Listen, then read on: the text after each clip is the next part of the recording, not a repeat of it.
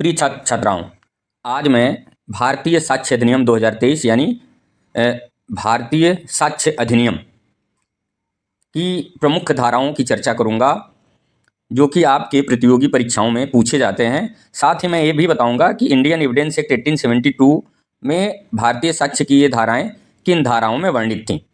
तो आइए हम लोग शुरू करते हैं। भारतीय साक्ष्य अधिनियम का संख्यांक 47 है। इसमें कुल 12 अध्याय हैं। इसमें कुल 170 धाराएं हैं तथा यह 1 जुलाई 2024 से पूरे भारत में लागू है। अब एक एक कर हम भारतीय साक्ष्य अधिनियम BSA की प्रमुख धाराओं की चर्चा करेंगे और साथ में बताएंगे कि इंडियन एविडेंस एक्ट में ये धाराएं कौन सी धाराओं में वर्णित थीं। तो आइए शुरू करते हैं। अध्याय 1 की अगर चर्चा करें तो अध्याय 1 में धारा 2 परिभाषाओं को बताती हैं।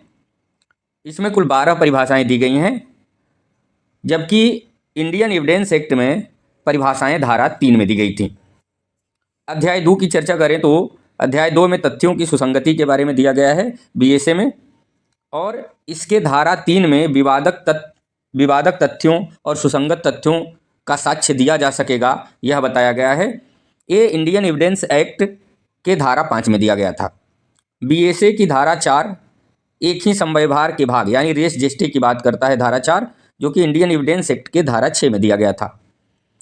धारा 5 BSA वे तथ्य जो सुसंगत तथ्यों या सुसंगत तथ्यों के प्रसंग, हेतु या परिणाम है, ये इंडियन एविडेंस एक्ट की धारा 7 में दिया गया था।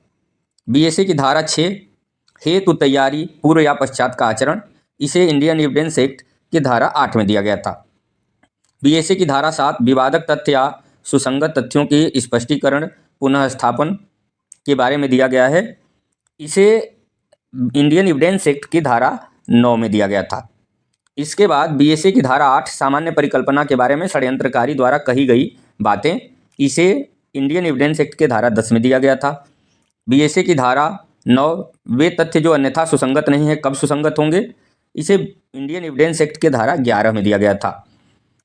धारा 11 जबकि अधिकार या रूढ़ि प्रश्नगत है तब सुसंगत तथ्य, इसे इंडियन एविडेंस एक्ट की धारा 13 में दिया गया था। BSA की धारा 12 मन या शरीर की दशा या शारीरिक संवेदना को बताने वाले तथ्य के बारे में बताया गया, इसे इंडियन एविडेंस एक्ट की धारा 14 में दिया गया था। धारा 15 स्वीकृति की परिभाषा, कन्फेशन की बात करता है, इसे इंडियन एविडेंस एक्ट की धारा 17 में दिया गया था। BSA की धारा 16 कार्यवाही के पक्षकार या उसका अभिकर्ता द्वारा स्वीकृति, इसे इंडियन एविडेंस एक्ट की धारा 18 में दिया गया था। BSA की धारा 18 वाद के पक्षकार द्वारा अभिव्यक्त रूप से विनिर्दिष्ट व्यक्तियों द्वारा स्वीकृति यानी रेफरी के कथन की बात है, इसे इंडियन एविडेंस एक्ट की धारा 20 में दिया गया था। BSA की धारा 19 स्वीकृतियों को उन्हें करने वाले व्यक्तियों के विरुद्ध या उनके द्वारा साबित किया जाना, इसे इंडियन एविडेंस एक्ट की धारा 21 में दिया गया था। BSA की धारा 22 उत्प्रेरण, धमकी, प्रपीड़न या वचन द्वारा कराई गई संस्वीकृति दांडिक कार्यवाही में विसंगत होती है, इसे इंडियन एविडेंस एक्ट की धारा 24 में दिया गया था। पुलिस अधिकारी से की गई संस्वीकृति BSA की धारा 23 में और इंडियन एविडेंस एक्ट की धारा 25 में दिया गया था। BSA की धारा 25 स्वीकृतियां निश्चयात्मक सबूत नहीं है किंतु विबंध कर सकती हैं, ये बात इंडियन एविडेंस एक्ट की धारा 31 में दिया गया था। इसके साथ ही धारा 26 वे दशाएं जिनमें उस व्यक्ति द्वारा सुसंगत तथ्य का किया गया कथन सुसंगत है जो मर गया है या मिल नहीं सकता, इसे मृत्युकालिक कथन भी कहा जाता है, इसे इंडियन एविडेंस एक्ट की धारा 32 में दिया गया था। इसके साथ ही BSA की धारा 32 विधि की पुस्तकों में अंतर्विष्ट किसी विधि के कथनों की सुसंगति जिसके अंतर्गत इलेक्ट्रॉनिक या डिजिटल प्रारूप भी है, इसे इंडियन एविडेंस एक्ट की धारा 38 में दिया गया था।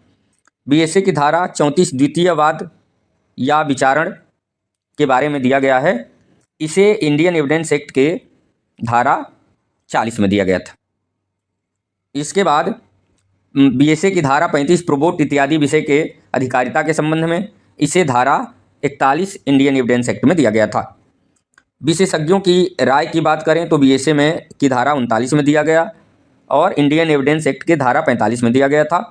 BSA की धारा 41 हस्तलेख और हस्ताक्षर के बारे में राय कब सुसंगत होगी, इंडियन एविडेंस एक्ट की धारा 47 में दिया गया था। धारा 45 BSA राय के आधार कब सुसंगत होंगे, इसे इंडियन एविडेंस एक्ट की धारा 51 में दिया गया था। इसके बाद बीएसए की धारा 46 सिविल मामलों में अधिरोपित आचरण साबित करने के लिए सील विसंगत है। सिविल मामलों में सील का साक्ष्य विसंगत है। इसे इंडियन एविडेंस एक्ट के धारा 52 में दिया गया था और बीएसए के धारा 46 में दिया गया है।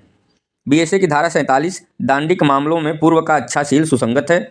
इंडियन एविडेंस एक्ट की धारा 53 में दिया गया था। बीएसए की धारा 48 कुछ मामलों में सील या पूर्व लैंगिक अनुभव के साक्ष्य सुसंगत नहीं है। इसे इंडियन एविडेंस एक्ट की धारा 53 क में दिया गया था।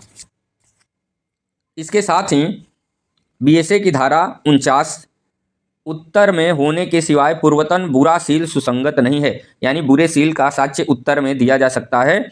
इसे इंडियन एविडेंस एक्ट की धारा 54 में और बीएसए की धारा 49 में दिया गया है। बीएसए की धारा 50 नुकसानी पर प्रभाव डालने वाला सील, इसे इंडियन एविडेंस एक्ट की धारा 55 में दिया गया था। अध्याय 3 की बात करें तो अध्याय 3 में बीएसए की धारा 51 न्यायिक रूप से अविच्छेदनीय तथ्य साबित करना आवश्यक नहीं है। जिसे न्यायालय खुद ही साबित मानेगा, उसे साबित करने की जरूरत नहीं होती है। इसे इंडियन एविडेंस एक्ट की धारा 56 में और बीएसए की धारा 51 में दिया गया है। बीएसए की धारा 52 में वे तथ्य जिनकी न्यायिक अविच्छा न्यायालय करेगा, बीएसए की इंडियन एविडेंस एक्ट की धारा 57 में दिया गया था और बीएसए की धारा 52 में दिया गया है।